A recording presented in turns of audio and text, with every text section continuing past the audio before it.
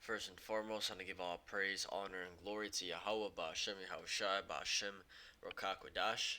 Yahweh is who this world ignorantly calls God.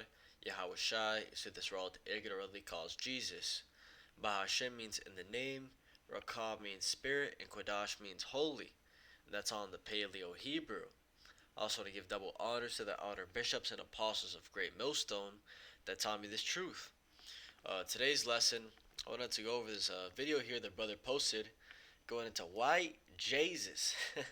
White Jesus. It hits different when E tells his own people the truth. Right? Going into how a so called looking Edomite is going into the knowledge that this so called Jesus Christ was not a white man. Right? He's going into this knowledge and breaking it down. So I'm gonna just play the video. I'm gonna get some scriptures proving that he wasn't a so-called white man and how the Israelites were dark-skinned. And ultimately, color is a is just an indication, right? Color is not the know-all be-all, right? It's not the ultimate indicator of you being an Israelite, right? But it definitely is a sign, okay? Because so-called the Latinos, Negroes, and Native Americans as a collective are Israelites, right? But you do have a people in that category that are of other nations, right? So that's why it says color is just an indicator, right? It's not the end all be all, okay? Because you have Israelites, okay? The Israelites were scattered throughout all four corners of the earth, so the Israelites are gonna look like all the nations, okay? So I want to go into this also because you'll have Christians, so-called Christians, in comment sections like this going into how um, it doesn't matter his skin color, blah blah blah, but it actually kind of does, right? And the reason I say that is because if you go into the knowledge of who he is, right, where he came from, right, Yahweh Shai, he was from the tribe of Judah, right, and if he was dark skinned, what does that say about the other Judites, right? They were dark skinned also, right? So who would those Jews, right, Judites be today? Those dark skinned Jews, right? That's where you go down that pipeline, ultimately being the Negroes here in America, right? Also, when you think about white Jesus, okay, that comes with a whole different doctrine, right? You're thinking about love everybody, all inclusive, right? You're thinking about the Immaculate Conception, how Mary was a virgin, okay? You're thinking about the heaven and hell doctrine. You're thinking about the Trinity, right? But as soon as you say Yahweh Shai, hey, you're thinking about a dark-skinned man, right? A dark-skinned man that's coming back to bring forth justice, right? Vengeance. So this is the video. You're not gonna like this one. Jesus was not white. Revelation 1, lines 14 and 15. The hair on his head was white like wool. This doesn't feel like wool. How would somebody in that time describe coarse, curly hair? I don't know, I wasn't there. Line 15. His feet were bronze. That, my friends, is pink and a lack of flexibility. According to the book, he was born here, which today is known as this place of this place, often having people's olive or darker skin as a description. I would love if you took a minute and Googled people from that region to see what they look like aesthetically, so that maybe, just maybe, we could get off this white Jesus conversation once and for all. I've never even read the book. This is just, you're just able to find this information. Random disclaimer. The book does not reference his appearance outside of this statement. Side note, even if he was, what do you think he'd like move to America and vote for who your interests are? Right, so The book, this is just hey, the scripture he was reading, right, and he broke it down pretty much. One thing he is kind of going off on is that fact of him being olive skin, right? He was not olive skin. He was a dark brown. Okay, he was a dark brown because when you read Revelation chapter 1 and verse 14, it said his hair, his head, and his hairs were white like wool, right? So the complexion was woolly, as white as snow, right? White woolly snow or white woolly hair. His eyes were as a flame of fire, and his feet like unto fine brass, as if they burned in a furnace, and his voice as the sound of many waters. Right, so his feet was like fine brass if it was burnt in a furnace. Right, so very, very dark. Okay, that was his complexion. And when you go into it, right, hey, the so-called Jews as a majority are dark skinned, right? The Israelites were dark skinned. Let's prove that.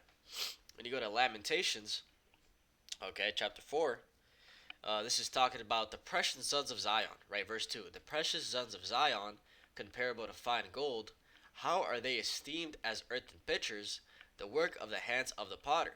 Right? Going into how at one point, right, the Israelites, sons of Zion, we were comparable to fine gold. But now through, hey, disobeying the Most High, right, going under the curses, and just being destroyed as a nation, right, we're esteemed as earthen pitchers, right? We're nothing.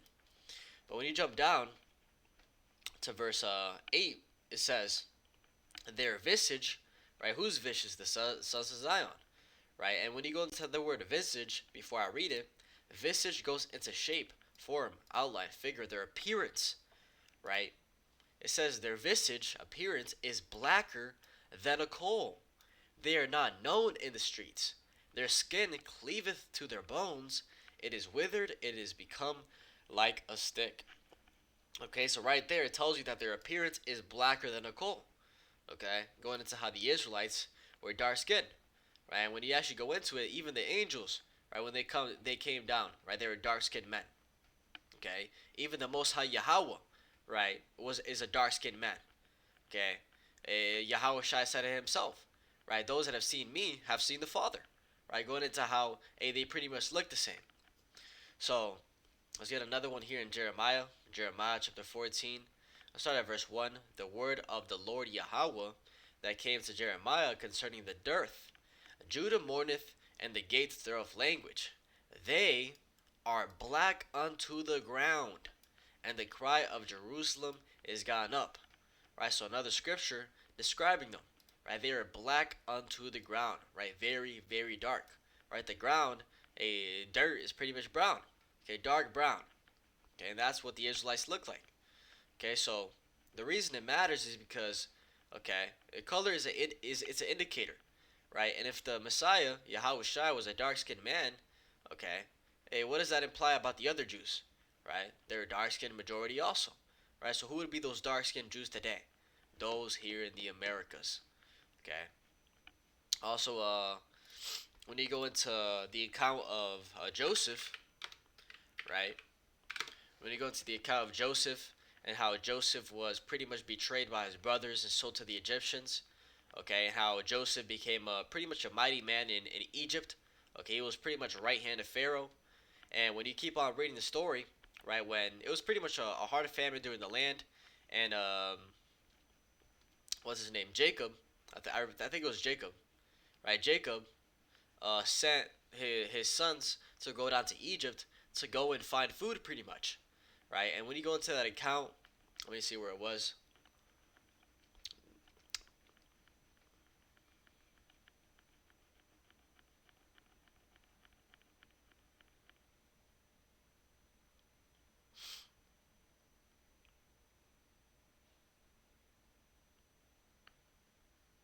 Let me find it.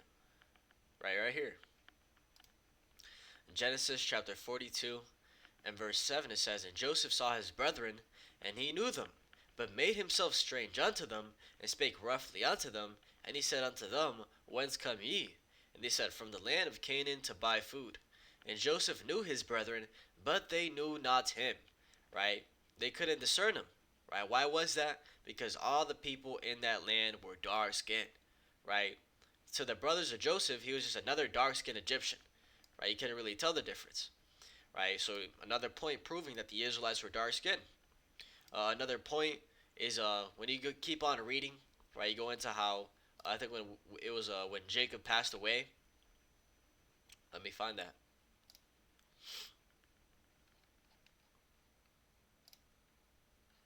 When Jacob passed away.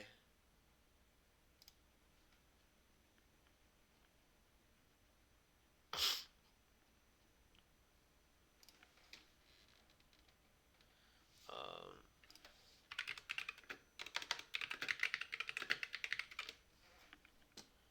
Genesis 49.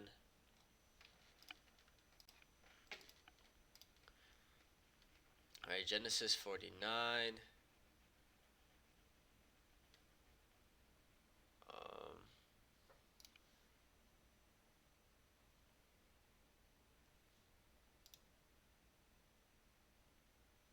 29 to 50.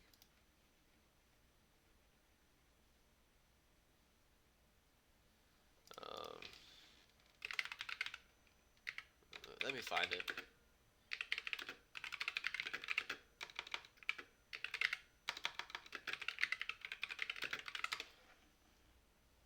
Genesis 50. Right.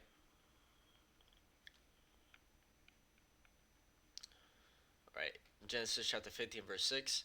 And Pharaoh said, Go up and bury thy father according as he had made thee swear. And Joseph went up to bury his father, and with him went up all the servants of Pharaoh, the elders of his house, and all the elders of the land of Egypt. And all the house of Joseph and his brethren and his father's house, only their little ones, and their flocks and their herds, they left in the land of Goshen. And there went up with him both chariots and horsemen, and it was a very great company. And they came to the threshing floor of Atad, which is beyond Jordan, and there they mourned with a great and very sore lamentation. And he made a mourning for his father 7 days. Right, so you had the Israelites and the Egyptians mourning for Jacob, okay, together. It says that when the inhabitants of the land, the Canaanites, saw the mourning in the floor of Atad, they said, This is a grievous mourning to the Egyptians. Wherefore the name of it was called Abba Mizraim, which is beyond Jordan. Right, so the Canaanites, they look at all these dark people and they say, right, this must be a grievous mourning to the Egyptians. Right, they labeled all these dark people as Egyptians because you can't tell the difference from afar off. Right, they all look dark skinned. So that's another point proving that the Israelites were dark skinned. Okay, we know for sure, right, that the Egyptians are dark skinned, right, because the Egyptians, right, they go back to Ham, right, and today the Hamites would be those Africans, those real Africans, right. If you go into the Zonder, Vin, Compact Bible definition of Ham, right, this is what, when you go into this is what it says. It says Zonder's Compact Bible Dictionary. Ham, right, the youngest son of Noah, born probably about 96 years before the flood, and one of 8 persons to live through the flood. He became the progenitor of the dark races, not the Negroes, but the Egyptians, the Ethiopians, Libyans, and Canaanites. Right, so those Egyptians, they go back to Ham, right? They go back to Ham, and they were dark skinned. But, okay, they are not the progenitor of the Negroes, right? Because the Negroes go back to a different seed line, right? Being the other son of Noah, right? Shem, okay? The Negroes go back to Shem, right? Negroes being ultimately the Jews. So, that's another way to prove the Israelites were dark skinned. Another way to prove Yahushua was dark skinned was the very fact that when Joseph, right, was being Joseph and Mary were together, and pretty much Herod gave out the declaration to kill all the firstborn because he knew that Yahushua was coming back. Um, Joseph and Mary went into Egypt to hide, right? They went into Egypt to hide. Okay, we know that Egypt back then it was mostly dark skinned people. So if he was all white, pale skinned like they painted out to be, he'd be sticking out like a sore thumb. Okay, he'd be sticking out like a sore thumb. But there's a lot of ways to go about this. But I just want to bring out that information. And hey, it is different, right? When E tells you, right? A lot of people don't believe us when we bring out these scriptures and break it down because hey, we're kinfolk, right? They just look at us as another Negro, another wetbacks, spick. Okay, but as soon as the white man says it, everybody wants to listen, right? And that's just that classic Stockholm syndrome. But I'll leave it at that. Hopefully this is edifying. With that, I want to give all praise, honor, and glory to Yahweh, Ba'ashem, Yahushai, Ba'ashem, Rokakwadash, and double honors to the elder bishops and apostles of Great Millstone that taught me this truth. Shalom to you, like Shalom.